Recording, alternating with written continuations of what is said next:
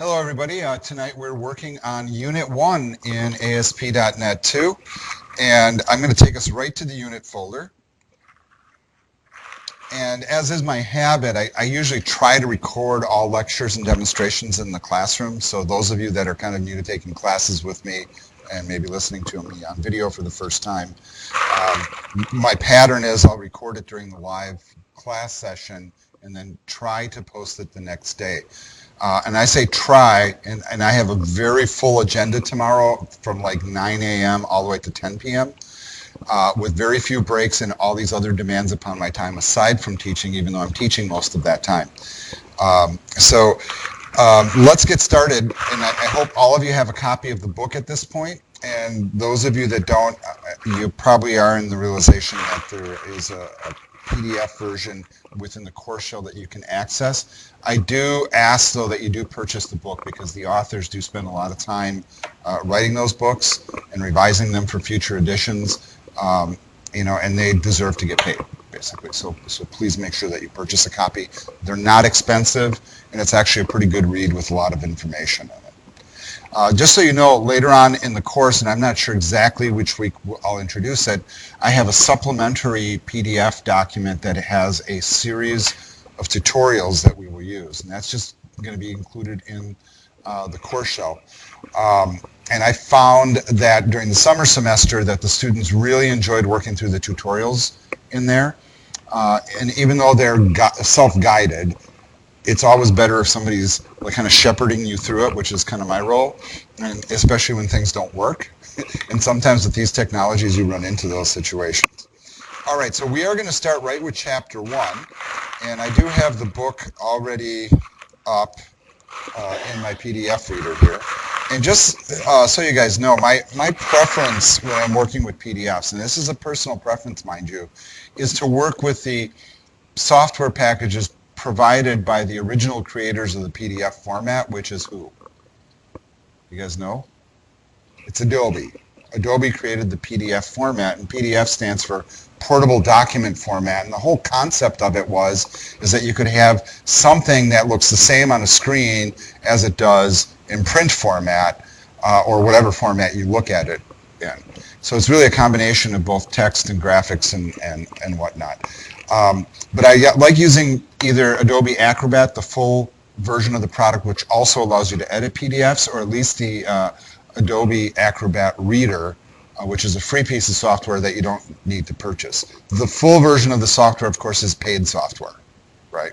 Now, that's not the only software that reads PDFs. You guys are probably already aware of that. In fact, what most people do is they just look at PDFs in their browser. But there are some limitations to doing it that way. The big limitation, at least in my mind, is the fact that you can't put notes in it and you can't highlight things, right? So one thing that's really kind of nice about using Acrobat, and now I'm realizing that my screen is not on, the big screen. So here, like I think I'm demonstrating, but I'm not. So I'm turning on the projector right now, just so you know. Is the fact that both the reader and the full-blown version of Adobe Acrobat have the capability to do highlights and comments and put notes in, which I find really useful and I use all the time. So that's one of the reasons why I encourage people to use like a real product. There are other readers, for example, like Foxit Reader. That's a popular open source one that I think allows you the same capabilities. So that way, instead of having your book and putting highlighter in it physically, you can have an electronic book and highlight the electronic version. And then sometimes, as I'm lecturing, I might say something, well, that'll be on the test, right? That's the kind of thing you want to highlight. And I'll tell you what, right in Chapter 1, there's a few things that are like that because there's some really important concepts that we start out with right off the bat. All right, let me get me up on screen here. Okay, we're all set to go. Just a reminder, while I record this live in the classroom, I'm also broadcasting my screen. And I just sent a message out to the entire course shell, so both online and face-to-face people, to remind them of the fact that I do that, because I think people sometimes forget. But then once they get in the groove with me, they just kind of come to expect it, and then they get upset if I'm not doing it, right? So then I get those phone calls and emails and hangout things while class is running. So I'm trying to be preemptive here, folks, and get that all going. All right, so we have a lot to talk about with this technology because it really is a ramp up of what you learned in the first .NET course. So I just want to kind of clarify for you, what is ASP.NET in the first place? Or what is ASP? Well, ASP, remember, we talked about this briefly last time, is a scripting language that works with HTML and all the standard web technologies to allow you to do server-side code that then renders in the client. So I can run program-like code, just like PHP or other languages that are similar to that, that render on the server and then push to the client.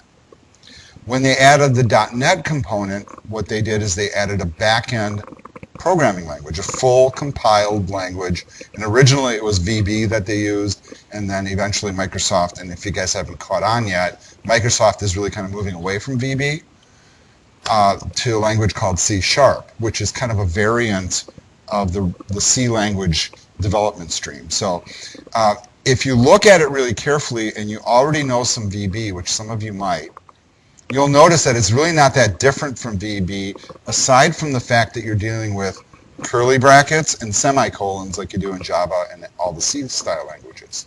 So a lot of the things that you would normally do in VB will work just fine in C#. And once again, this is not a class that's designed to teach you C# as a programming language. That's not really the goal here. The assumption is you guys are astute enough at this point where you can kind of look at the language and what you don't know, you know how to figure out. Because I could spend the whole course teaching you C# and we won't learn anything about MVC, which is really our goal. All right. So in the development stream of these ASP.NET languages, we started out with ASP as a scripting language. We threw in the .NET component, and then somewhere in the late 90s, or I think it was late 90s, and the book will indicate that here, I'm sure. Somebody at Microsoft was like, you know, a lot of people are starting to throw MVC into their applications. Why don't we add that functionality to ASP.NET and make our web applications have that functionality as well? So Microsoft was, you know, in some ways a little late to the game, kind of adding this technology. But in other ways, there's some strategic advantage sometimes to waiting to do things, right? Because what happens is you learn from what others did and what they did well and what they did wrong, and you can capitalize upon that and kind of ramp up your technology and make it a little better, right? And in some ways, working with the Microsoft versions of MVC, I think it's slightly superior to some other formats that I've seen. In fact, I would say that people that like to develop MVC tend to prefer the .NET environment in general. And I had the pleasure yesterday of actually meeting with a guy who's a chief technology officer for a development firm out in California. He actually came and visited us here on campus, and he says, yeah, they're all over MVC, all over C#, and it's really kind of the way people do things. And a lot of the stuff that we're learning in this book is like current, like they're doing it now type of stuff. So for you guys going out to get a job, I think that's pretty important, right? So that you're learning the latest stuff. All right, so let's talk about the iterations of MVC and try to do a comparison between what ASP.NET MVC is and what regular ASP.NET is. One thing that you're going to notice is as we're working with these languages that we often will be doing imports, and in C#, of course, they don't call them imports like in Java. They call them using statements, right? So if you guys remember to Java, like if you needed to like add a scanner to your program to get keyboard input, at the top of your program you'd say import, you know, Java util scanner, and then it would make the scanner work. And really all that means, folks, is you're going somewhere into the system libraries for that language, and you're pulling in a library that you need with the code you need to make that piece work so that you don't have to write the code from scratch. I mean, that's basically it in a nutshell. So very much like that, ASP.NET has different libraries that we will be using, quote unquote. So those will be the things that you'll see in your C# code on the back end of your files. So if you remember with ASP.NET, when you do an application and you're using a back-end language, you'll create whatever the file is. typically ASPX. That's what we typically learn. And then there'll be a C# file attached to it with the same name but .cs. So most of those files we'll see at the top of them, these two libraries are typically added. And notice what sits inside those libraries. So with the system web UI, what do you think UI stands for? User interface, right? As opposed to you and me, UI, no. Okay, bad joke, very bad. But you see that brings to us all the graphical components that you see on the screen. And it's kind of intuitive when you see it, and the way they title things is on purpose. So when we say web forms, those are things like text boxes, buttons, radio sliders, that kind of thing, the interface we see on the screen. Some of the server controls, so like pieces that we can pull in that have automatically generated code that go with them. We did that in the ASP.NET 1 quite a bit. Things like a view state engine, and that we really didn't touch upon in .NET 1, but we will in this course. And if you guys aren't familiar with what a view state engine is, it's a component that you can add to your applications that keeps track of your users. So one thing that's really kind of weird about working with web pages is the grand movement really has been, we've been writing applications in all these different operating systems and platforms for years. And when you start moving to the web, we are dealing with a platform, in essence, that is stateless. It doesn't keep track of the users by its very nature. But when you're in an operating system, the operating system keeps track. So the move has been all along, it's like, how do we make a web browser application behave like a real application? Well, you know what? We've really crossed that hurdle now, and we have these things like view state engines that make our web applications behave like real ones. You know why? Because they are real ones now. In fact, what's happened, and I'd say pretty dramatically within the last few years, is the web has become the primary delivery platform for all applications. I don't see that changing. I think that what will happen in the future is you'll buy a device and you won't even think very much about loading software on it, is everything's going to come down through the browser. And if it's not coming through the browser, it's still coming in from the web somehow. And that's a lot how our phones work. I mean, you do still install things, but persistence and keeping track of users is a really big thing, as you'll see. The other library, just a regular system web, which is actually the root for the user interface one, notice what that brings to the mix. So it gives you all the mechanical components that allows all the web stuff to work. So like, the little acronym he's got there, not acronym, but statement is the plumbing. It's the part that makes all the stuff flow together and work. So it provides kind of like the infrastructure, the mechanical infrastructure for a lot of the web stuff. Yes, sir. Yeah, please feel free.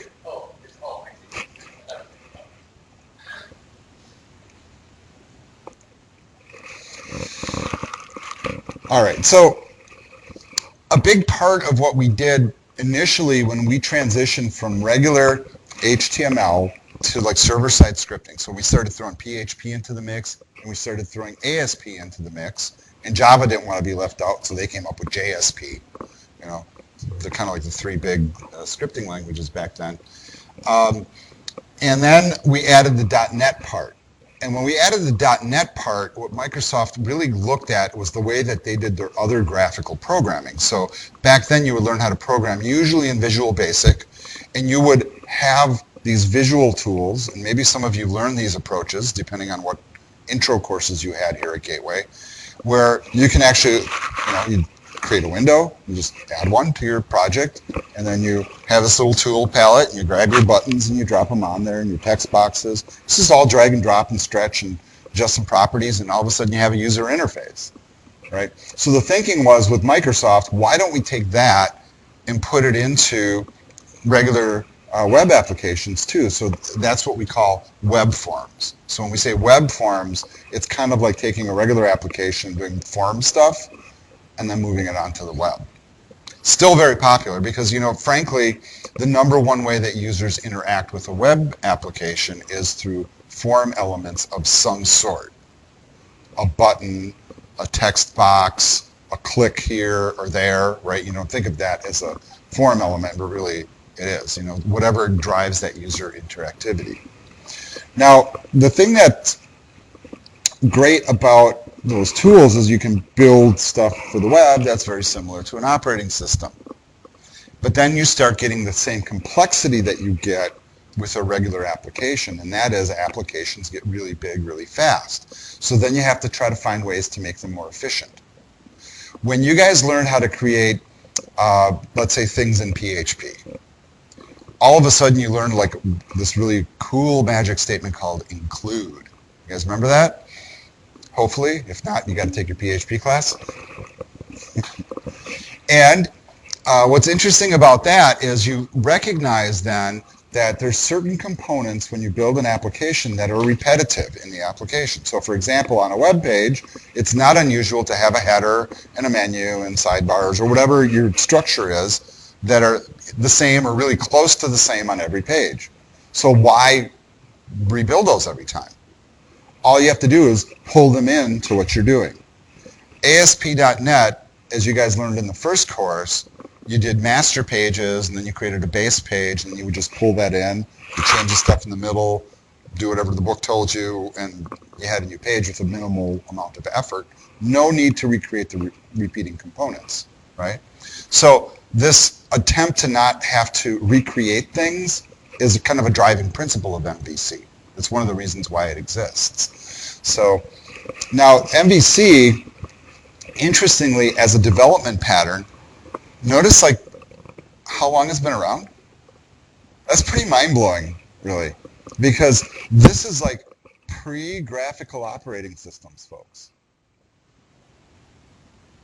So somebody back then was wise enough to realize that these applications are getting complex, and how do we find an efficiency?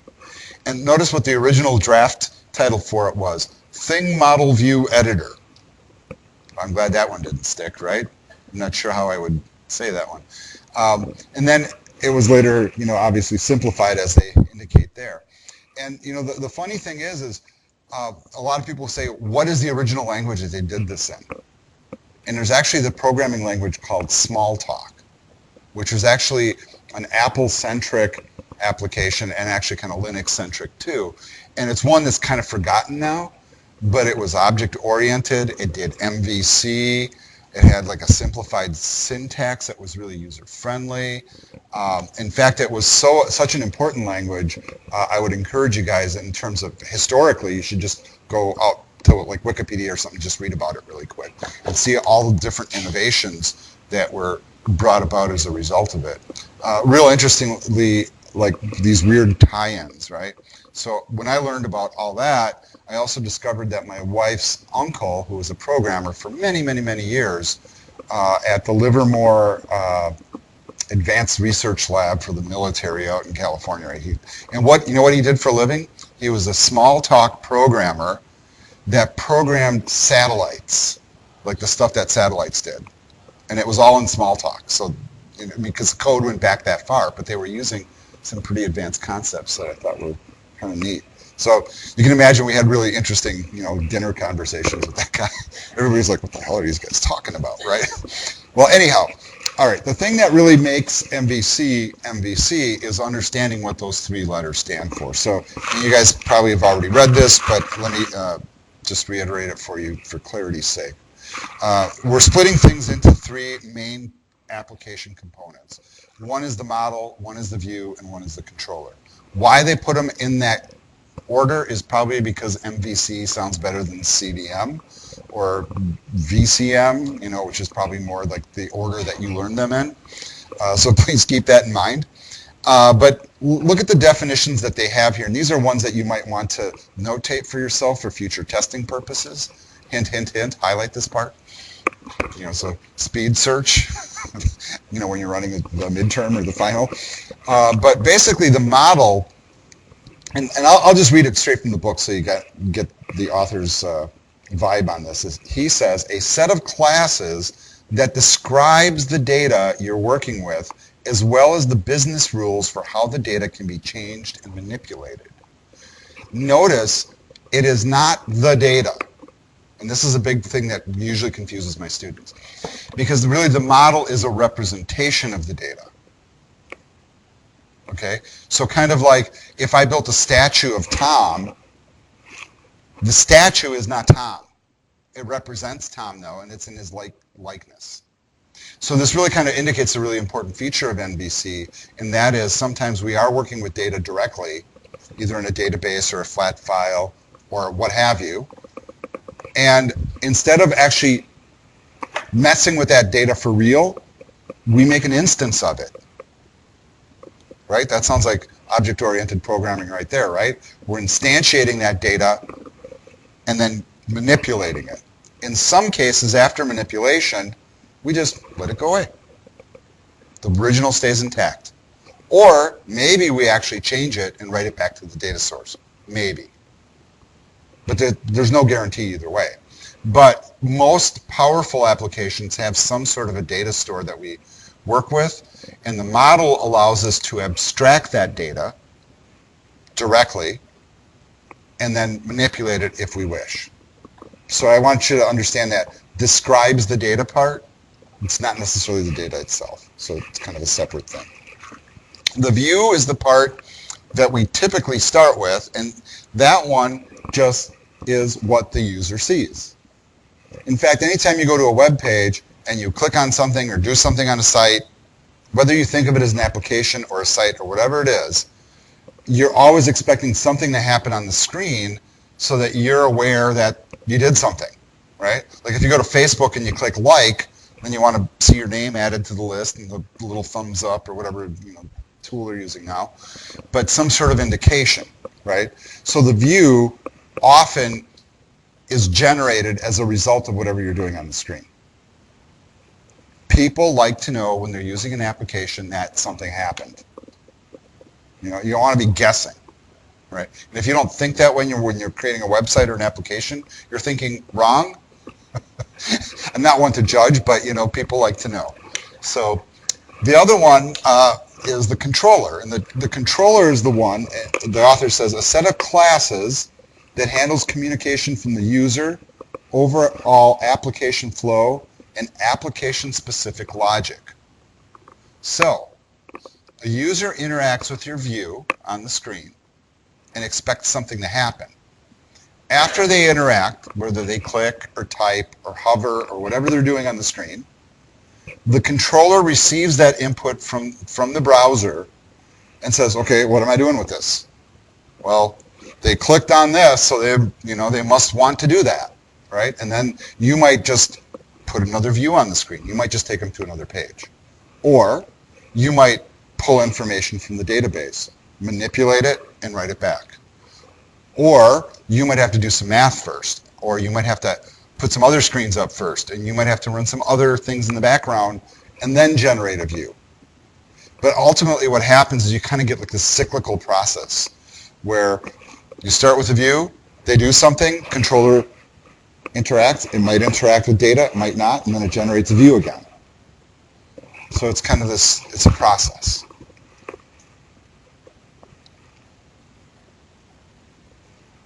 Now what's interesting is we've taken this concept and now we're placing it into the web format. So regular applications have been doing this stuff for a long time. Now that we're throwing it into the web format, we have some additional power. The view, of course, I'm going to start there, is always going to have to be in some form of HTML to come up on the screen.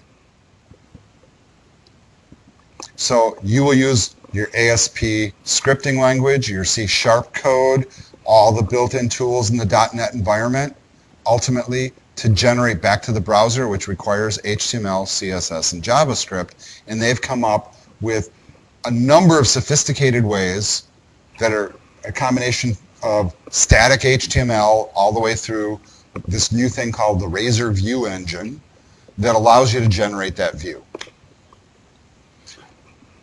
Jumping to the controller has done a number of things for us, including one really cool thing that I like is we have URLs that are generated by the controller that respond to what you've typed in. So for example, like if you go to a website, Ever notice how on some websites you click a link and then, boy, that URL gets really messy?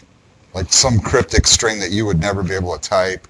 Or sometimes you click on one and it's like, wow, this one says NFL, Packers, victory. I get that one, right? That's real clean and simple. Sorry, Bears, but we beat you, right? Got to get that in there. See, this is going on the video. I'm sorry, Bears fans. But the controller is responsible for what we call clean URLs. So that's what the byproduct of MVC as well by design, where we actually use the URL to not call files and folders, but rather to call classes, objects, to bring up aspects of the controller, send it parameters, and actually control the application from the URL. So it's kind of an interesting approach.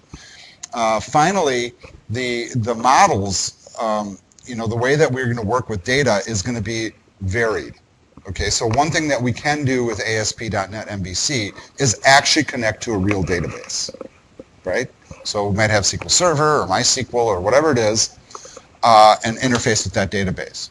More often, though, what a lot of MVC programmers do is instead of building a database first, which is kind of weird because that's what you would think you would do, right? You actually write the code in your application that implies the structure of the database, and then when you compile the application or debug it, if you want to look at it that way, it generates the database for you on the fly. Now, that's kind of weird, and that technique is called code first. So you code it first, and then the application itself creates the database for you. Yeah, it is very interesting. Because it's really kind of backwards from traditional application development. In traditional application development, you'd have your database people, you'd have your user interface people, you have your coders, and you all get together and say, well, we're going to do this, this, and that. You guys need to build me some tables with some inner joins and, run some queries and all that so I know where I can put all my info. And now, I just write a couple of class files that imply the structure of the database, and that builds it for me. That's pretty weird, really, and a little uncomfortable at first, frankly, when you first do it, because you're almost not trusting that it's going to do it. Right? So I think it's kind of an interesting approach. All right, moving on, folks. Now, I'm stopping at this box for a couple of reasons, because I like what the author writes in this box. So you want to highlight one. This is a pretty interesting one. But look at the bullet points at the bottom. And these are principles that go with MVC. And I'm going to tell you that MVC, and not only is it a build approach, but it also is kind of based upon a philosophy. So kind of like the philosophy came first, and then they built it to match the philosophy, right? And that happens with a lot of things. You got to conceptualize first before you can actually build it, right? You got to blueprint it before you can build a house. And then some of the ones that are really important in MVC, notice that first one, convention over configuration. So the principle there is basically this. I could build MVC and customize it to my own way of doing things. But that's silly, is really kind of the thinking here. It's like, all right, if we can do model view controller and separate all this stuff out, why don't we just have a standard way of doing it? Because most people want to do it this way, and then we all agree that this is the standard way, rather than sitting there messing with things and configuring it to try to make it work. We just do it this way. Everybody agreed? Sounds good. Let's move on, right? It's kind of, that's the approach, all right? The other thing is the dry principle, which is don't repeat yourself. One of the goals is to try to write code that you don't have to rewrite. So you write a thing, you write it in a way that it can be reused so you don't have to keep recreating the same thing over and over again. Pluggability wherever possible, and that is, heck, if there's some way that I can use a tool that's already out there, why would I write that thing from scratch? Think jQuery, for example, right? You guys have learned the power of jQuery at this point? And why, that one technology in many ways was one of the reasons why Google is so popular, right? Because Google figured out really quick, well, JavaScript is like the browser language. If we create this library and then we encourage everybody to use it, then my coders don't have to sit there for 3 days writing a little script that makes something slide or fade. You know, they just say that keyword, put in like maybe some milliseconds, and it just works, right? So when they refer to pluggability, it's not just jQuery though. I mean, that's one of the things. But you're going to see right away when we start building this music store app that Bootstrap, that's like built into Visual Studio now, right? And you know how many people use Bootstrap when they develop websites? Everybody, right? And if they're not using Bootstrap, they're using one that's similar, that might have similar syntax. There's also big movements out there right now where W3, you know, W3 schools people, they are striving really hard to get us to use some of their frameworks and make them standards. So we'll see how that goes. They're very Bootstrap-like, so I'm curious to see how that works out. But they have a thing called CSS Grid, and they have this other one, I think where it's called like W3SS or something like that. You'd have to look at their site. I'm just going off the top of my head here. Right? Now, I like the last one because it's really kind of silly, right, actually.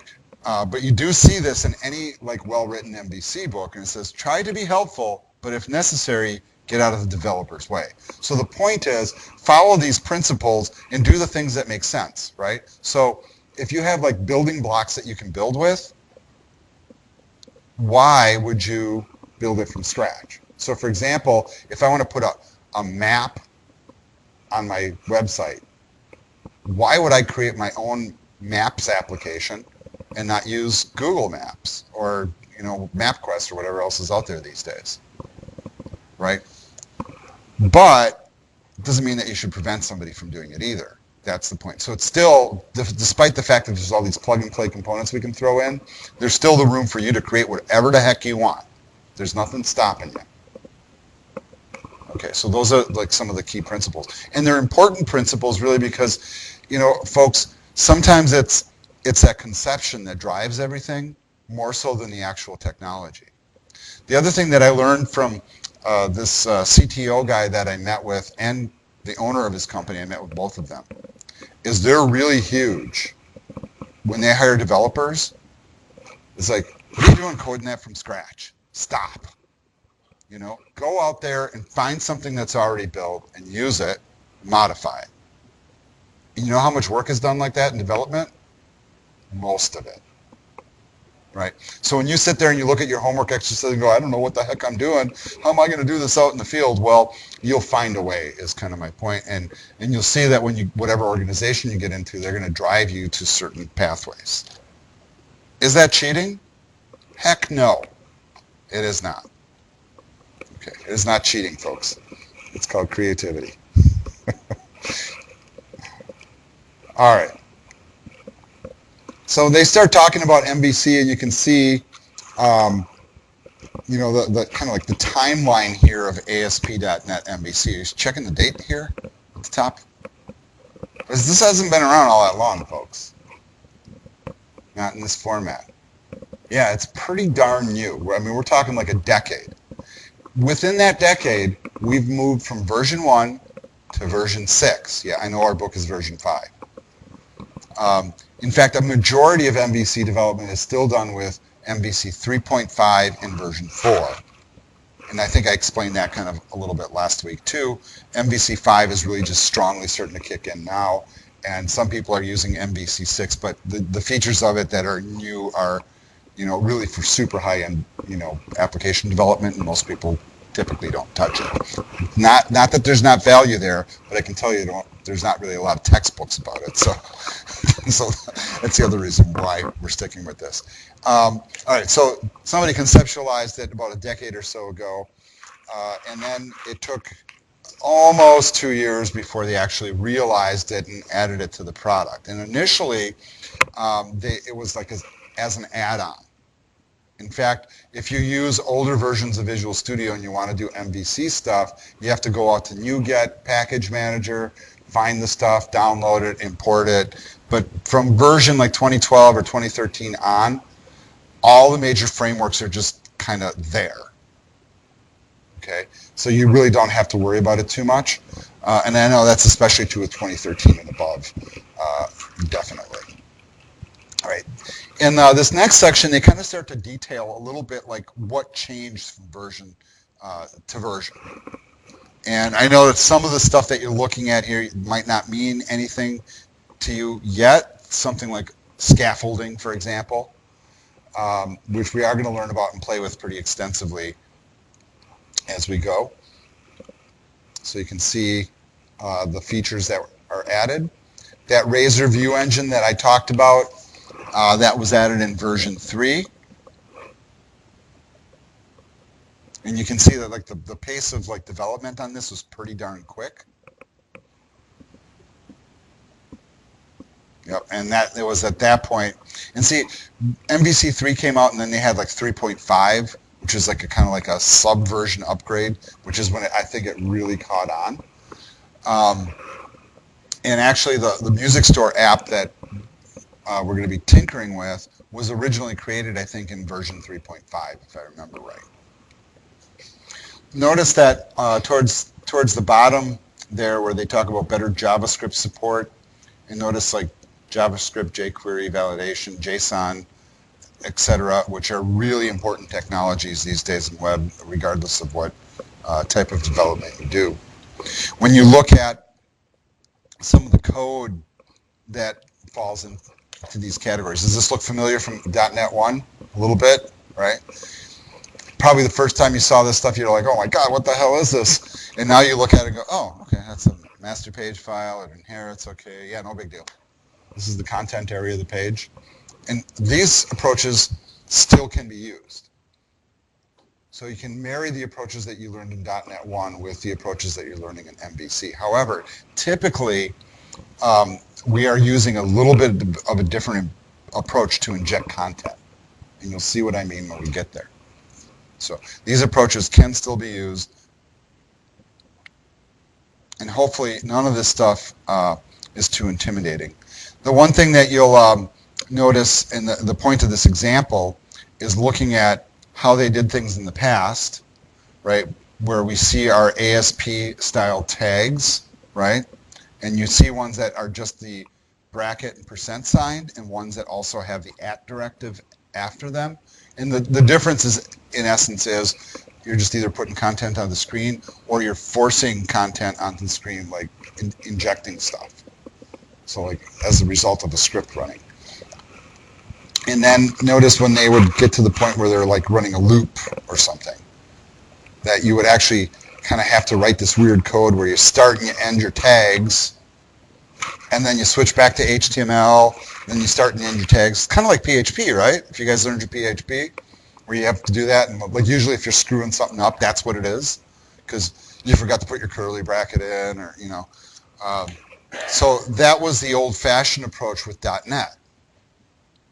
In MVC, what they brought to the mix is what we call the Razor View Engine, and all of a sudden, that approach is not that it can't be used; it still can be used, but it's cleaner now because we don't have to worry about getting those ASP style tags in there.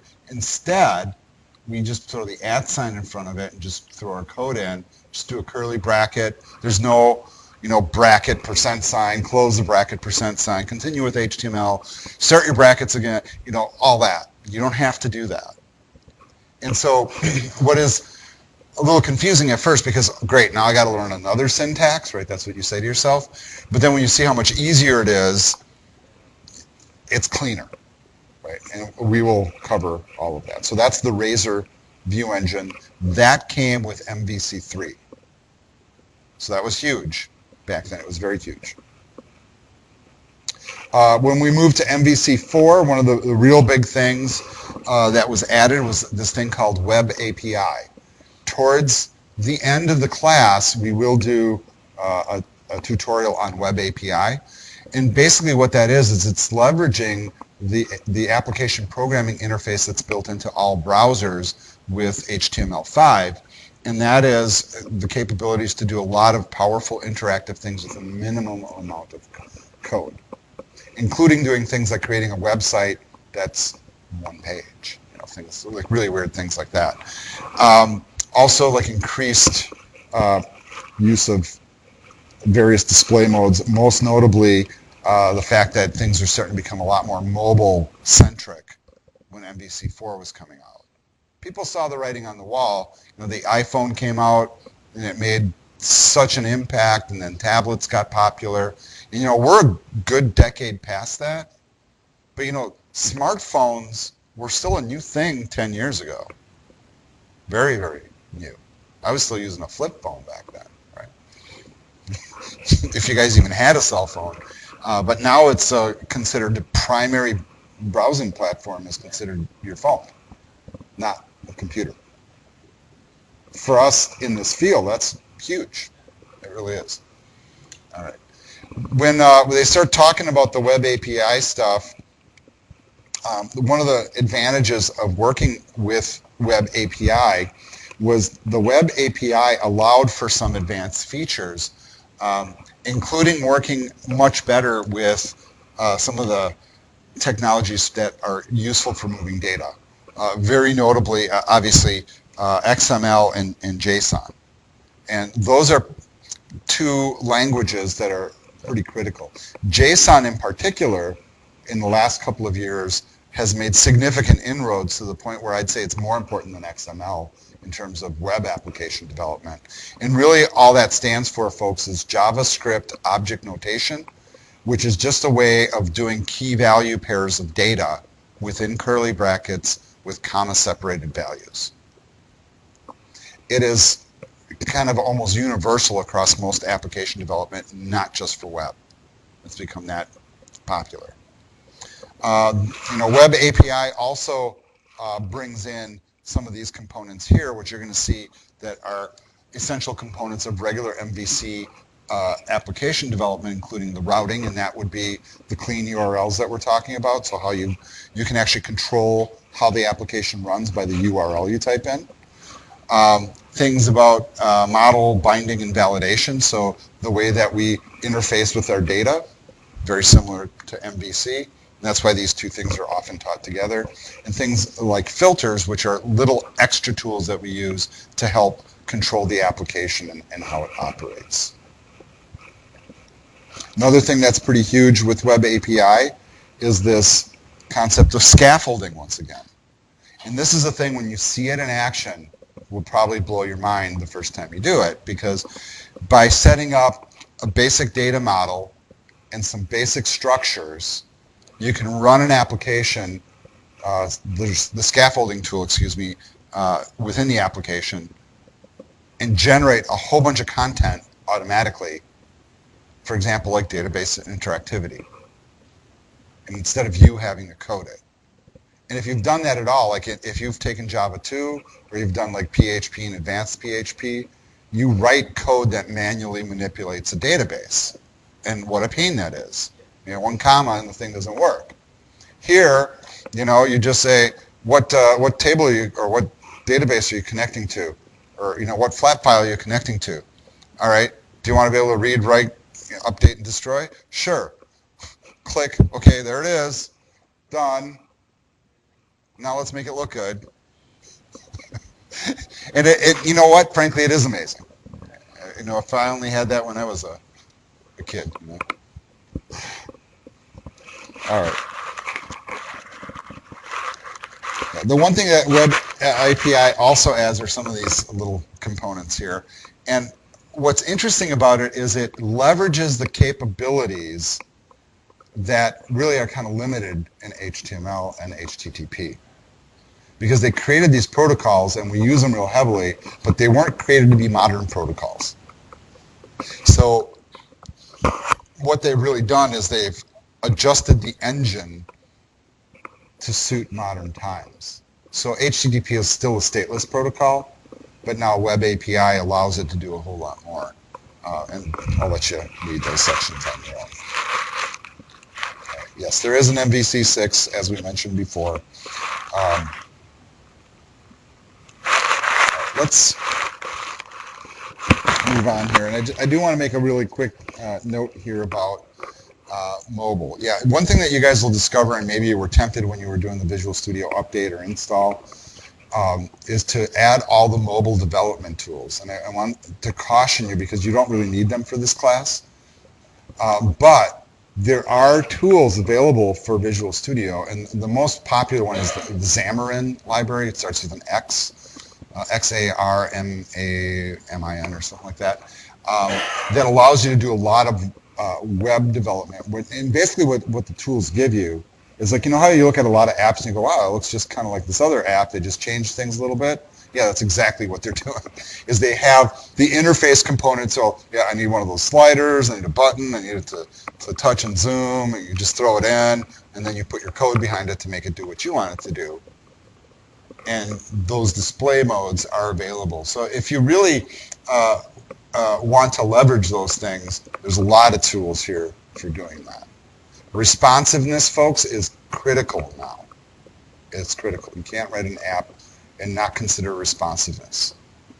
Because if you do, you're really kind of losing your audience. And the other thing that happens is as of, I don't know when, like it's been 3-4 years now, maybe 5, where Google kind of made a declaration saying search results, mobile first. If it's not mobile friendly, it's never going to be at the top of search results. Yeah.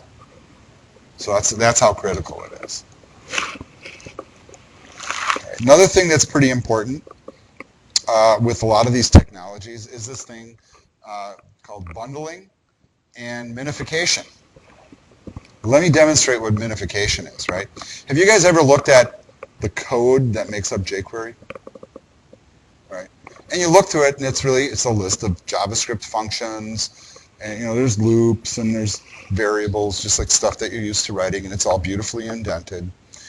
But when you write code like that, all the indents, all the spaces, all the verbose names that you apply to certain objects and methods or functions are pretty inefficient. So what they do is they take those libraries and they minify them.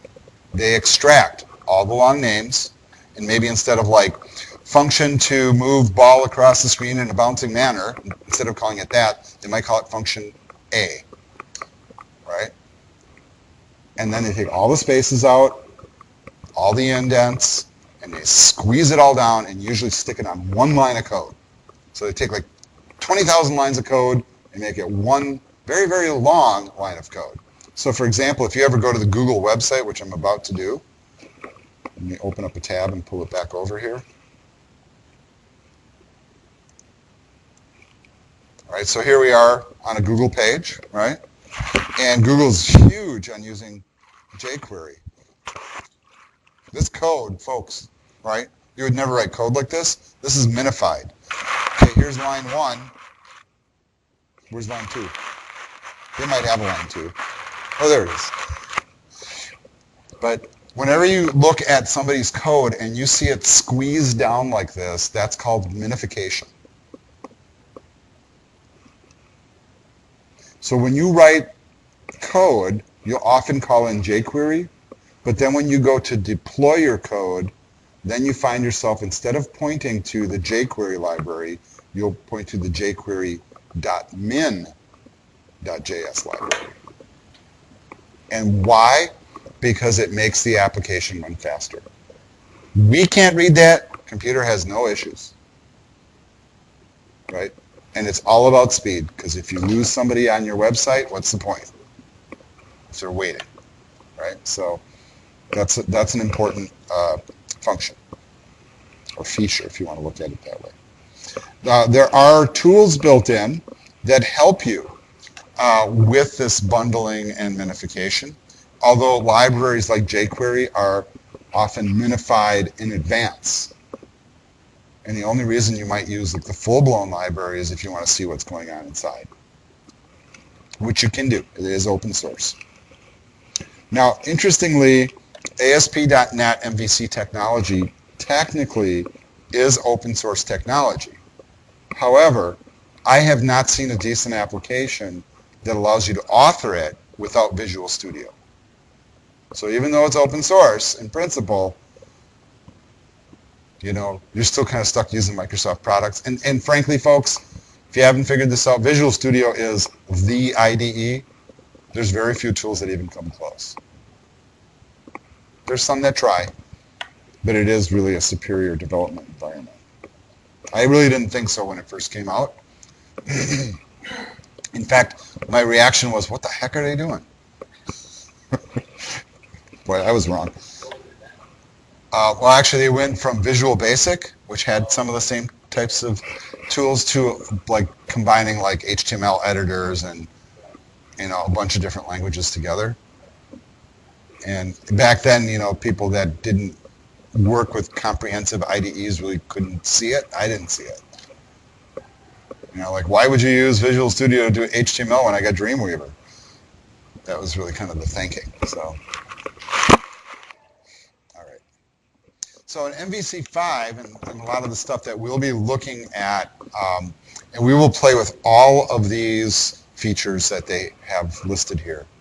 So some of the, I think, more notable ones is you know, working with identities, Bootstrap, it can be easily added to any project, the scaffolding, the routing, and then working with various filters. Those are pretty big ones too.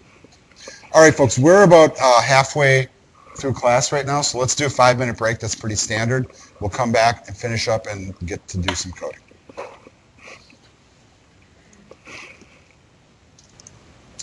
All right, folks, we're back from our break, and we're going to continue on.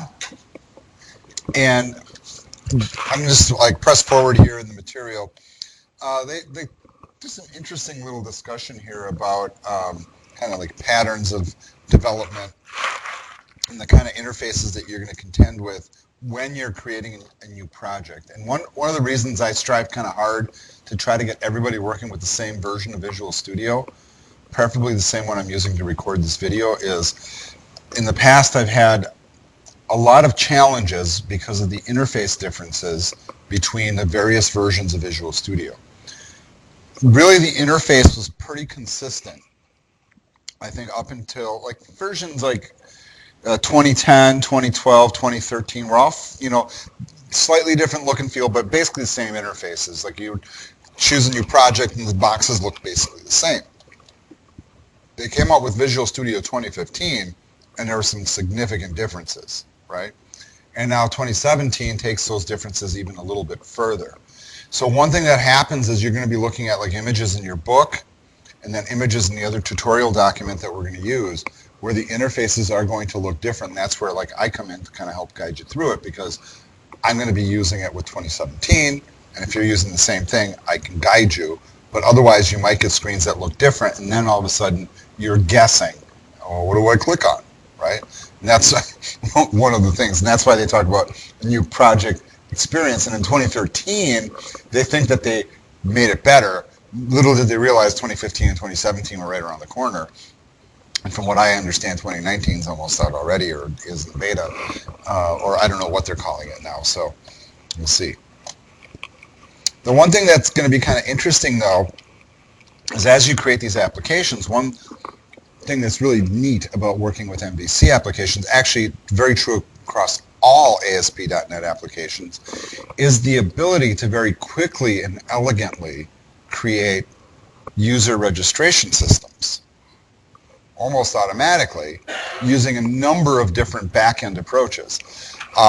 And what is kind of interesting about that is, you know, these are things that, like, as a professional coder, if you were coding the things from scratch, those are pretty sophisticated systems. And this stuff is all kind of built in. You also have the capability in these environments, and it's, you know, it's actually been a couple versions of MVC now that's doing this, where, like, have you ever gone to a website and, like, hey, sign into our website, or use your Google Plus account, or use your Facebook account? That, you can do that pretty damn easily with these applications, if you want to do that. Or you can create a custom one built in, and not only does it, like, kind of automate the process, but you can set, like, password rules. You can tie it into Windows authentication, or like Gateway has a separate authentication system for all of our platforms. You can tie it into that. So the stuff that's there is pretty powerful, and that's basically what this section is about, without detailing all of it. The other thing that's pretty huge, and this has been here now for a couple of versions, is the fact that Bootstrap is a default template when you do most MVC work. So what that means, if you guys aren't familiar, is it comes up with a pre-configured set of CSS styles and structures, basically, that you just plug into and inject your content. Of course, yes, you can customize it, make it look like whatever you want, but if you don't want to do a lot of work that way, you just want to throw a logo on a page and change the words, you have it, and it looks good, and it functions well, and it responds, and it's beautiful. And Bootstrap is really kind of like the de facto template out there, despite the moves that W3 is making to try to interject their own. But we don't really, in this program, don't technically have a course on Bootstrap, but I'm going to tell you what, you guys are all clever enough, if you're in this class, that you can go out to W3 Schools, for example, they do have it there, or to lynda.com, or whatever, and learn how to do Bootstrap. When you go out as a web developer trying to get a job, it's kind of assumed that you're familiar with this, and if you're not, that you could learn it really quickly. So be smart and learn it in advance of going to find a job. And you don't have to be an expert, but play with it a little bit. So you can go to an interview and somebody can look you in the eye and say, do you know Bootstrap? Yeah, I've messed with it for 5 minutes. But, you know, but you have, right? It's not like you're being thrown into the job and you've never touched it before. And if you find some good tutorials on it, you'll see the power that it brings. But it does create a specific type of look, and you see the look on a lot of websites. In fact, the look that you see here is actually a dated look of Bootstrap. The one that we're about to create is going to be even more beautiful than that. All right. But you see that look. This is a Bootstrap look.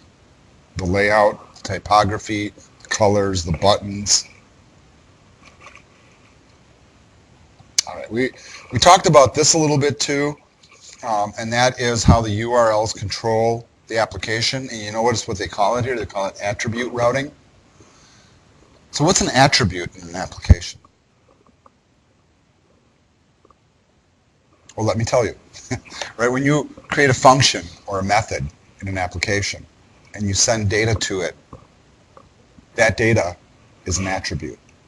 So what this is telling you implicitly is that you can call upon not only a page, but a method within that page or code, and you can hard code in your URL data that you're passing to it. And that's not something that was invented by Microsoft. That's been kind of like an MVC thing, and it really comes off of this open source project here that people have called attributerouting.net. And you see it in a lot of applications. People want URLs that are clean and easy to read, that tell them exactly what they're looking at. And when you throw in the added feature that not only can you go to a page, but you can actually control how the application functions by what you type into the URL, that's pretty huge. And you can leverage that. Scaffolding, I think we talked about this a little bit, but notice what really it does. It says scaffolding is a process of generating boilerplate code based on your model classes. So whatever your data structure is, scaffolding will build the structures to work with that data automatically. Typically, it'll mean what we call the CRUD operations in the database: create, retrieve, update, and destroy. So if you create a data structure where it's first name, last name, address, phone number, right? It'd be nice if you'd be able to go in there and change them or delete it or add a new record. That's done automatically, that capability. You don't have to code it.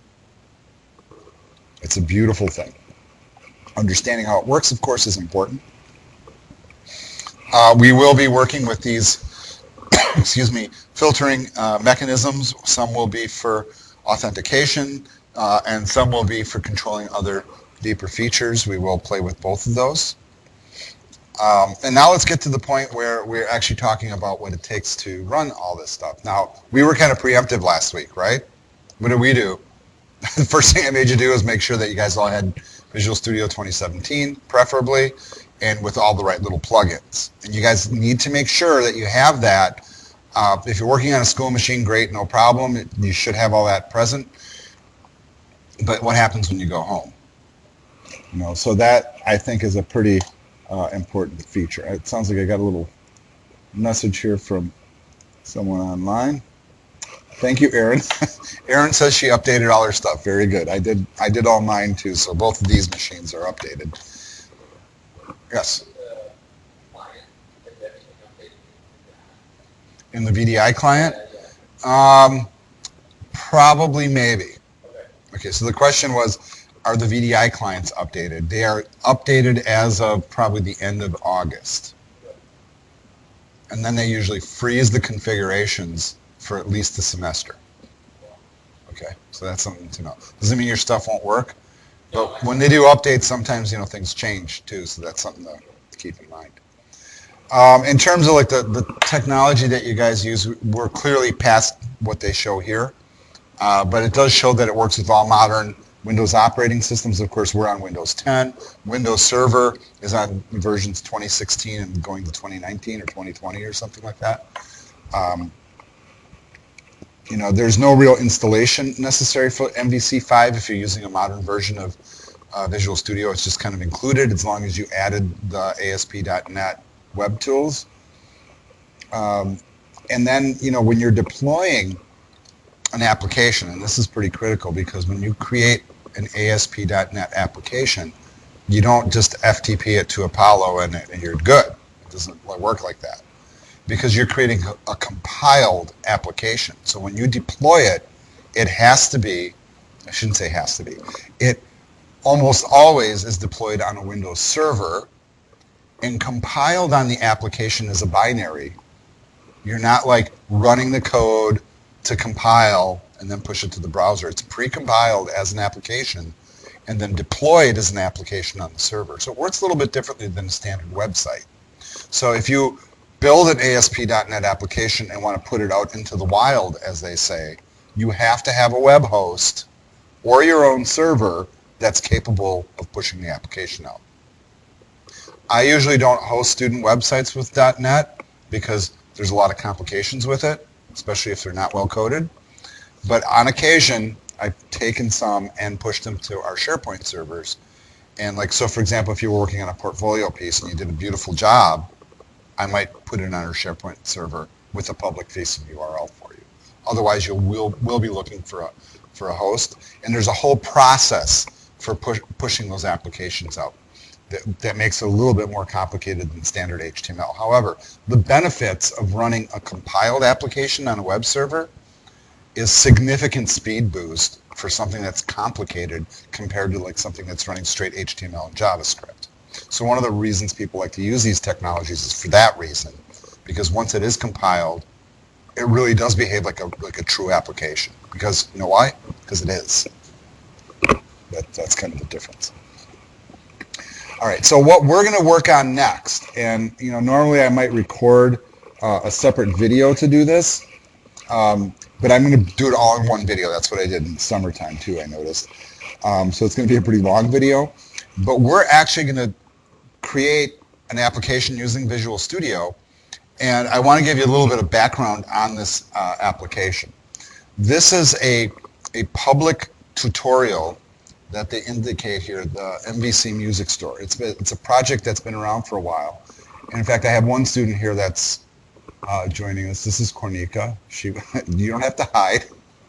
But she took ASP.NET with me and when we were studying SharePoint. And one of the things we did in that class, do you remember? We actually built the MVC Music Store step by step from scratch. And that was originally my plan for this class. In fact, if you watch the video, the archive video from the summer, I was probably boasting about how we were going to do exactly that, you know. And if I find a way to make that happen, I will. But here's the plan. That is not my plan. Very simply because it was written in version 3. And the tutorial document that this points to, and yes, this is a working link, so you guys can actually go to it. In fact, I can just, of course, it goes to the second window. But this website here has the complete tutorial. And what I'm hoping, and you know, this is like one of these, like if I had the spare time thing, I would go through and I would revamp this whole thing and make it all MVC5 and rewrite the tutorial and repost it.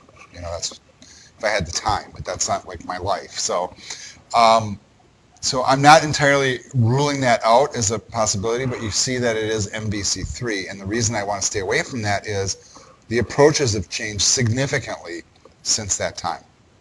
The folders are different, the approaches are different. Not that the concepts aren't good, and I have seen people build it in MVC4 and MVC5, but without any instruction. But what I do like about this project, and I'm not going to discourage you from trying to do this, is that it is a complete project from start to finish. They start from nothing, and they build it all the way up and through and make a complete interactive working e-commerce application out of it. Okay, which from a teaching standpoint, I think that would be great if we could do that in class, but unfortunately it would require significant adjustments. Okay, but it is a real thing if you guys want to go out there and try it. If you do want to go out there and try it, when I taught Cornika's group, in the SharePoint group, I videoed the whole thing. And that's all out on YouTube. So if you guys want to do that tutorial using the MVC3 approach, I think it is, you can follow that tutorial. All right, back over to the book. And now we're getting to the point where we actually have some stuff to do. Yay. All right, so if you haven't done so already, please launch Visual Studio. 2017 is the preferred version. Once again, I am using the community version, which is in essence identical to the professional version. Difference being it is not licensed. The key to entry for it is basically logging into a Microsoft account, which you can see my name up here in the corner. That indicates I've logged into my Microsoft account. So that's kind of the price of admission. So launch Visual Studio 2017. Now as I'm doing this, I'm going to be taking this PDF off my main screen, pulling it off to my second screen, still reading from it. You guys also have dual screens here in class, and hopefully at home you guys are doing the same thing. And let me just tell you, if you are not a multi-screen person and you are a coder, you're needing to change your mindset. You will not walk into any coding environment professionally where people aren't using 2, 3, or more screens. Not necessarily all connected to the same machine, but really, I mean, when you're working with one screen and you have so many things going on, you're really kind of tying your hands behind your back. It's kind of like working on a desk where you can't set a piece of paper down, when really what you need to do is have 20 pieces of paper so you can look at them all at the same time. It really increases productivity significantly. It's not expensive to get a second screen. So if you have a laptop, run up to Goodwill or Salvation Army, find an old LCD monitor for like 20 bucks. Doesn't have to be anything fancy. Just put your files over there, put your browser over there, just to see what things are doing. So just a piece of advice. All right. So let's go ahead and do what the document says here. They want us to create a new project. So I'm moving this off to my second screen, as I said. All right. So that's step one. So go up to File, New, Project. All right. It's going to take a moment to bring up the various templates that are available. And here's where we need to start being really careful. First of all, C# is the language we're working with back end. So you have to make sure that at the very top of the tree that you're working with here, that you're in the Visual C# category and not in Visual Basic or some other language. Make sure Visual C# is the one you're working with. That's the language that's in our book. That's the language that's in all of our tutorials. And if I didn't say this enough, Microsoft's development language of choice. All right.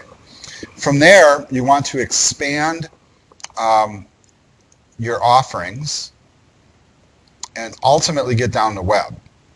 And I want to point out something really critical here as you're clicking through these. Notice how right now I'm on Visual C#, and that will basically list here everything that's available underneath, everything, right?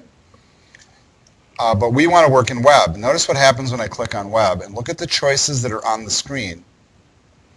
And then notice if I expand web, there's also a thing that says what? Previous versions, which are the ones that are available from the previous versions of Visual Studio. Now, is that what we want to use? Well, I'm going to say maybe.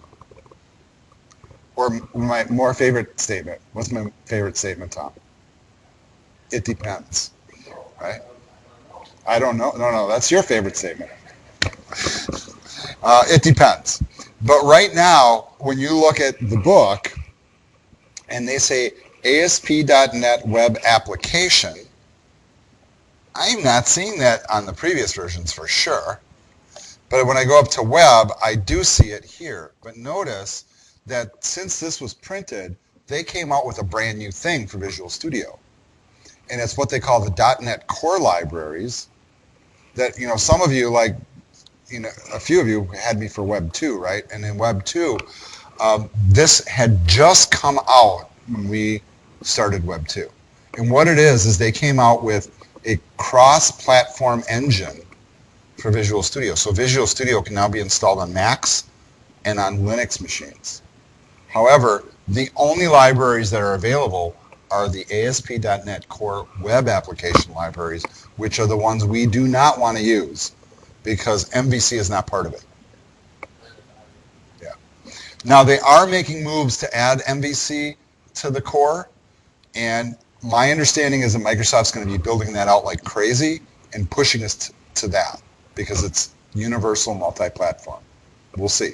I'm holding my breath a little bit on it, see where it goes, but chances are we have to follow. So we do want to choose this one, and notice when I choose this one, that right here it says MVC. So apparently I'm on the right track, or at least I hope so. All right. So just to reiterate, Visual C#, web, and then ASP.NET web application in a .NET framework. Now, if you happen to not have this available, you got an issue, obviously, but that indicates that you did not install Visual Studio correctly. So what you need to do is go back and make sure that you put in all those tools that we mentioned last week. Okay?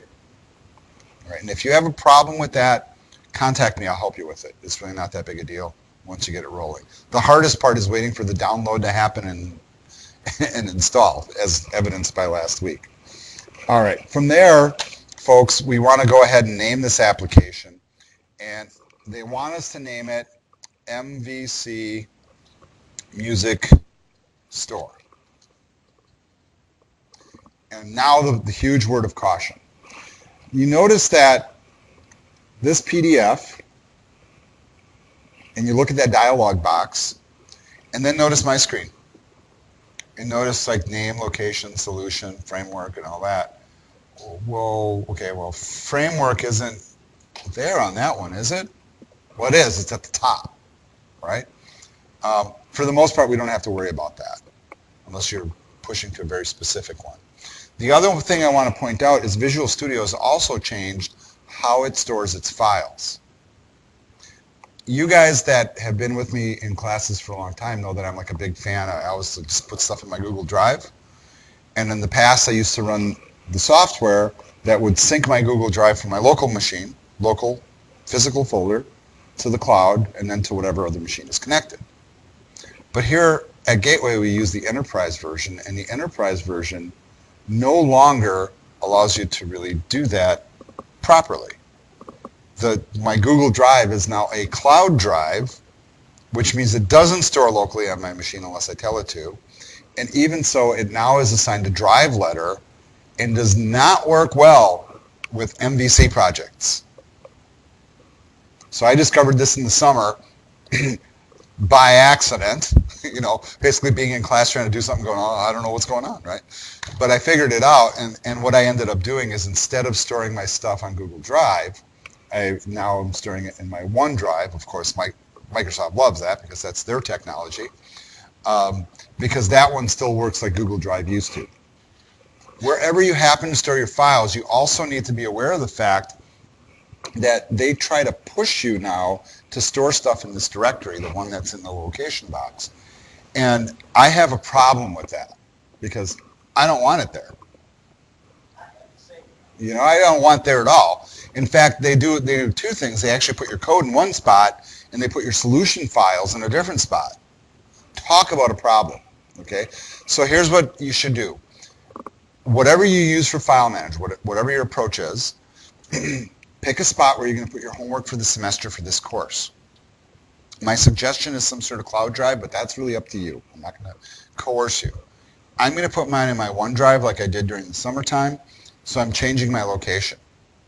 All right, so that's what I'm doing right now. You can do it any way you wish, but you need to have one spot that is consistent. Now, you see all these like MVC things I was doing here? Yeah, gives you the idea. But I'm going to just create a new folder, and yeah, I'm going to use my cheesy underscores. And yes, I'm naming it a little differently just so that I don't have conflicts with old versions. But I'm creating a folder first for the music store, and then I'm going to select that folder. All right, so I'm selecting that folder. All right. Now, you'll often see on these Visual Studio projects this little checkbox option which says Create Directory for Solution. Generally speaking, just leave it alone. What that means is the folder I created, directly inside of it will have a solution file. A solution file is just a pointer file that points to all the project resources, and then there'll be another folder with the same name as the folder you just created that actually has all the stuff in it. If you don't like that approach, you can uncheck that box and the solution file and all the files end up in the root of the folder you created. It's really very subjective. Now, if you build a real project that gets complicated, chances are you're doing many programs that are stuck together, and you want to stick with this checkbox, absolutely. If you're building something simple, it really kind of is irrelevant, just so you know. Notice that right below it, there's also a checkbox for what we call source control. If anybody is a user of GitHub or Bitbucket or one of the online repositories for version control of code, you can actually click that box, you can link it up to your GitHub account, and it stores there. And for a lot of people, that's a good choice. I don't want to spend a whole course teaching you guys how to use that because that's about what it takes. So what I usually do is I just do manual version control in class, and I teach you how to make copies of your folders. You guys probably remember that. I'm just pointing it out so you're aware. Everybody good? All right, let's move this PDF out of here. Okay, go ahead and click OK. And now you're faced with another dialog.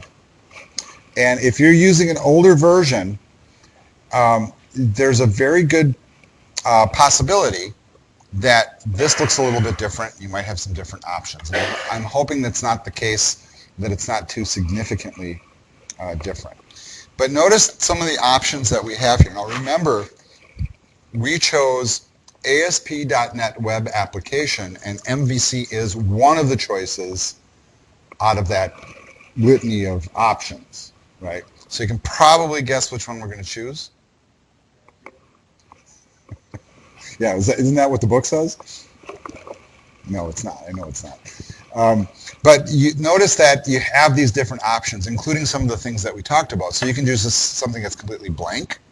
You can create a web forms application, which is kind of what you learned in .NET 1. We can do MVC, Web API, single page stuff. We can even write stuff for the cloud directly. Yes, Tom? What would happen? Not that did it. Choose the empty folder and then add the MVC folders. That is actually an approach, and that's a great question. So later on when we do some of our other tutorials, we will take exactly that approach. No, not blowing you off, but I'm telling you that you can do it that way too. So one of the things that you can do, so the question was, well, what if you choose empty and then ask it to add folders and core references for MVC? It will create a lot of the project resources for you. If I choose this approach, it assumes other standard options, But those are included. Okay, that's an excellent question, though, Tom.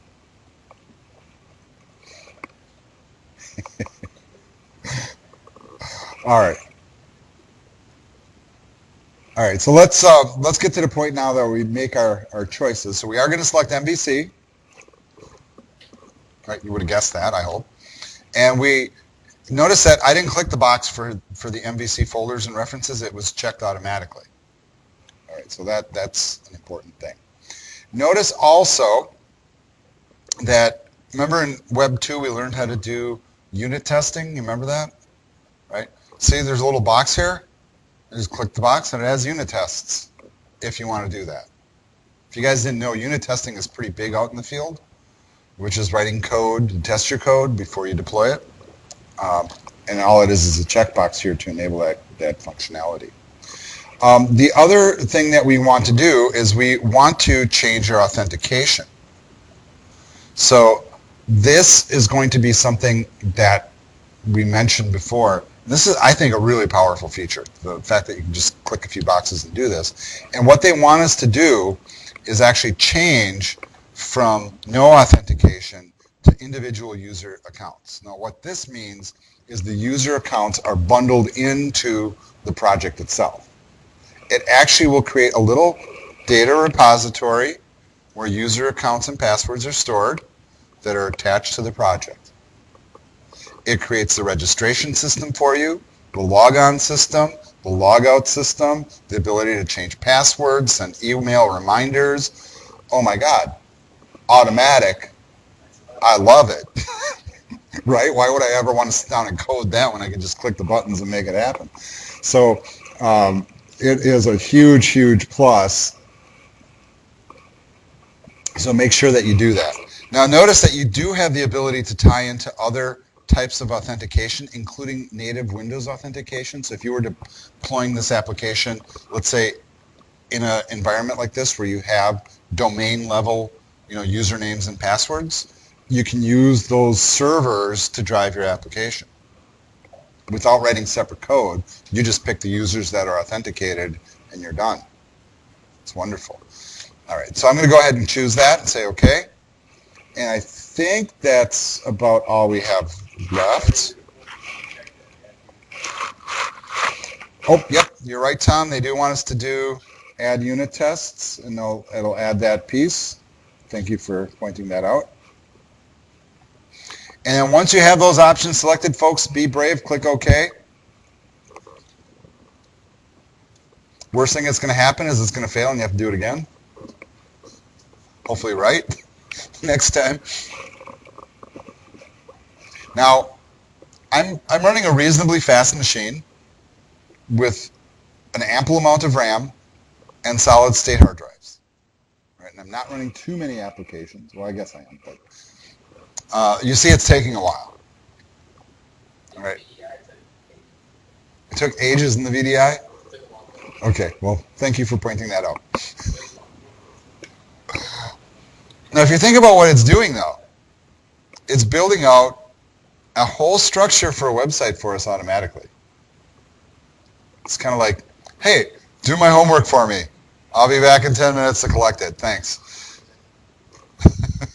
And hopefully it won't take 10 minutes, but clearly it's taking at least as long as I'm talking here. We should have timed it. Right? So, I mean, for benchmark reference, I'm running an i7 at like 2.2 gigahertz, so which is a quad core, 16 gigs of RAM, and an SSD. All right, and running like a bunch of other stuff at the same time on the machine. All right, so I don't know if yours are still going. Okay. All right. Well, okay.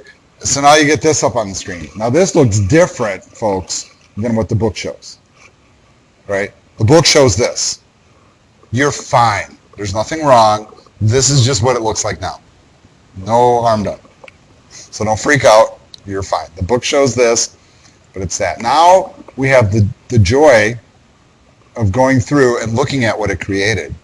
Now if you look at your Solution Explorer on the side there, that's a whole lot of stuff created for you. No wonder it took a while. I mean, even just the act of copy pasting all this stuff over from some repository is pretty huge. But I want you to notice some really important folders here. First of all, we call this MVC, right?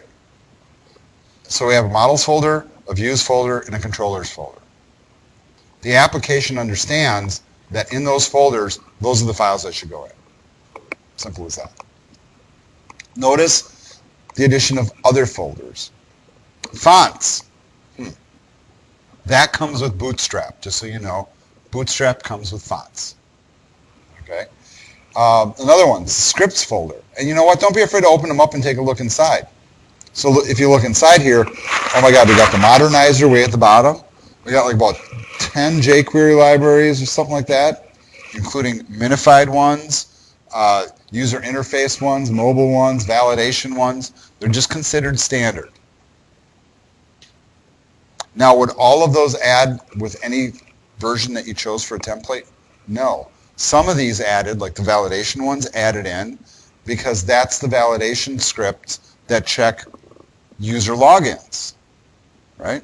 So it's all automated, right? It's beautiful. Also notice that we have Bootstrap, so that's got a JavaScript component and a minified library that goes with it.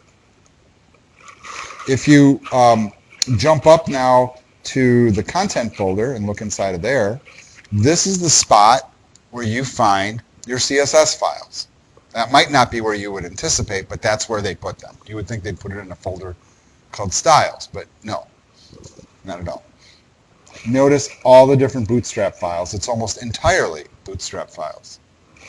And some of these relate to very specific components of Bootstrap, and then for each one that is a main library, CSS library, there is also a minified version that helps it run faster, which if you were to deploy, you would target those. Then, of course, we have your generic site CSS too, where you might put your own CSS, or you can create your own files on top of it. Another thing you're going to see here, and this one, notice this one doesn't have a little expander, right? The app data folder, that's where our application databases and or flat files or whatever data stores that we will generate or create will get stored in that folder and get bundled with the project. If we were doing a database, you would see database files in there, usually like MDF format or something like that, or SQL format or something. So that will vary. If you scroll down here and we take a look at the views folder and open that up, I want you to notice that in the views folder, we have some subfolders. One of them is called shared. That would imply that whatever's in that one is shared with all the pages, right? Remember we talked about PHP and how you do includes, and you would like include header, include footer, include nav. Well, in the shared folder, very often we put in components that we reuse. Notice some of the components in there, and then notice some of the weird file extensions. Like if HTML wasn't enough, now we got CSHTML. Yeah. All right, we'll talk about that, so don't freak out to it. Notice also with these, it stands for C#, if you're wondering. I got a question from online, CS. If you look at some of these pages that fall into these other view folders, notice that you also see CSHTML files. And notice the names of some of these. So we got about, contact, and index. Okay, those sound kind of normal, right? And those are things that we kind of put on every page. But this is the pattern you guys should go through. And in fact, what you should do is, like, for example, the index CSHTML file, click on that, single click, don't have to double, and then that will come up inside your editing window and show you the code. And you know what? It looks like standard HTML, right? There's some divs in there, some weird like yellow highlighted stuff at the top. Remember that's a razor directive, folks. All right. But where's my doc type? Where's my header, my footer, my HTML tag? Well, you guys already know there's like things like master pages. So this is just the content part of the home page is what's here, right? So there's no reason. So automatically, it's taking the other components and putting them somewhere else. All right. So we're trying to be intelligent here about like what we're looking at. And really, you should poke around and look at stuff. And you might make some of your own discoveries and revelations that might lend more clarity than anything that I say to you because you think differently than I do. And that's fine. There's no judgment on that. But let's do the big thing now. Let's run this application and see what we actually created. All right? So all you have to do at this point is hit the play button. But I do want you to notice a couple of things. Notice how like my play button, what it says on it? It says IIS Express Google Chrome. All right, and you can choose different things. And I want to talk a little bit about web servers. What we're about to launch here, when you see IIS Express, that refers to Internet Information Services, which is Microsoft's web server software. Okay, so whenever you're working on a Windows server or Windows PC and you want to run it as a web server, there is a piece of software called IIS. Some people run it natively on their Windows machines and make their machines web servers. It's just a service that you turn on and install. It's not turned on by default for a lot of reasons. Visual Studio has its own internal web server, which is what we should use for most everything we do. Whatever your browser of choice is, that's up to you. I tend to use Chrome. It's just kind of a habit, right? Also, Gateway is very Google-centric on a lot of their services, so there we go. But you could just as simply use Firefox or Edge, and you should not use Internet Explorer at this point, right? It's considered a dead product. In fact, if you launch Internet Explorer, it'll tell you, hey, you should use Edge. What are you doing? Okay, so yeah, you could use Opera also, very good point, Aaron, or you could use Safari. And if you guys are familiar, there's lots of different browsers out there aside from those that we've mentioned, but those are the most popular ones. All right, so go ahead and hit that button. Now what's happening in the background is it goes through and it compiles the back-end code, turns it into binaries, and launches it, and then runs the website. Now mine is coming up in my second monitor, so I'm pulling it back over, and it's launching. And upon initial launch of the internal web server, it will be slow, right? Because we're launching it for the first time. Yeah, it takes a while, for sure. Absolutely. Now, I'm done, and I'm hoping your result is, wow, that looks pretty good. I didn't do a damn thing. Right, that should be your result. And I'm actually zooming out to 100% view right now, and you're seeing what is automatically generated content. Notice, remember when I said home, about, and contact? Notice home, about, contact. And if you saw the little like class name that they added called Jumbotron, this is called the Jumbotron in Bootstrap.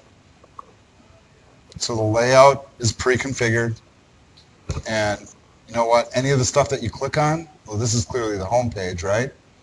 If I click on About, notice the URL too. It's not about dot anything. It's just home/about. The URL does not point to a file in a folder, folks. Not anymore. That's old school HTML. That's the training wheel HTML. This is the real stuff. The way I like to think about it. Go ahead and click on Contact. Notice, they kind of make these assumptions when they build out these projects that you're going to always do certain things. Probably going to have a home page, probably going to have an About page, probably want people to contact you, right? Hey, so let's just build it for you right away and get it over with. Just type your stuff in, you're all set. Anything wrong with that? Nothing at all. And you guys might go out and see websites that look a lot like this, and when you go out there and you recognize the Bootstrap template and you recognize ASP.NET, you start to like put pieces together and start to see things maybe that you haven't seen before. And that's part of the point of this too. The other thing that's super cool is this. I got a register and a login button. You know what? If I click either one, it doesn't even matter which one I click, right? Go to login. I don't have an account, right? But I can register, so I can put in my imagined email address here.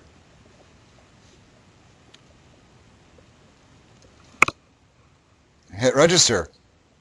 Oh, so I have to have, okay, so I gotta put in something real here, right?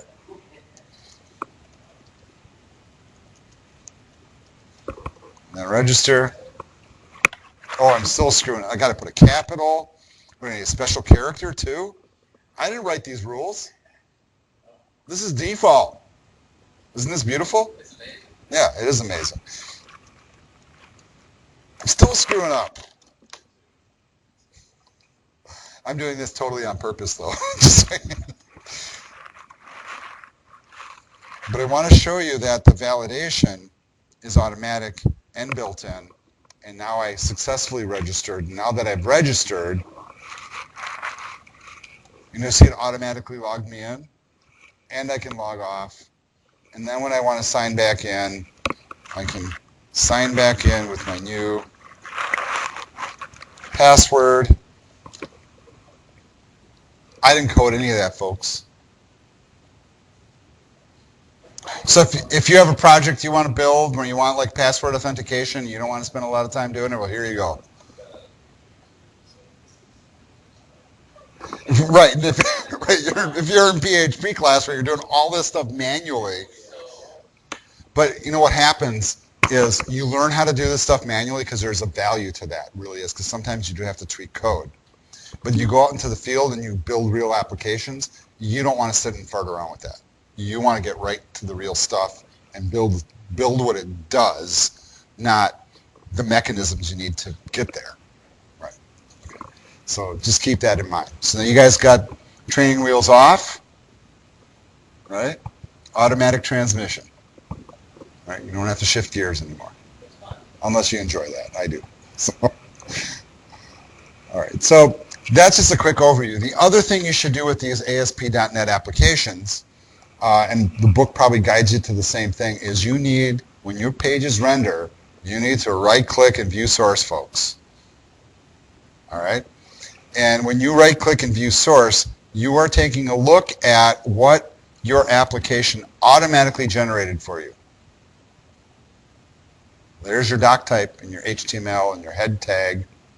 Notice the stuff that it automatically creates. And then make a mental note of what this looks like. So when you go out and you look at other people's code, you learn to rapidly recognize what tools they're using to generate the content. You take a look real carefully here. Beautifully clean code.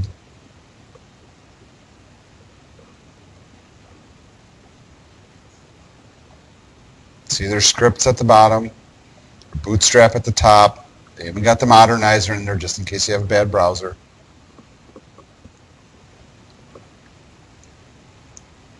So explore those applications and learn about how they render things.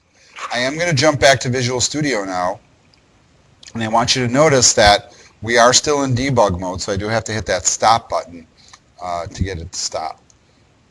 And close the browser is the other way to do it too. Now in terms of the content in the book, we in essence have completed exercise 1. If you've got that going, I want you to just basically take a couple screenshots showing me that you built it.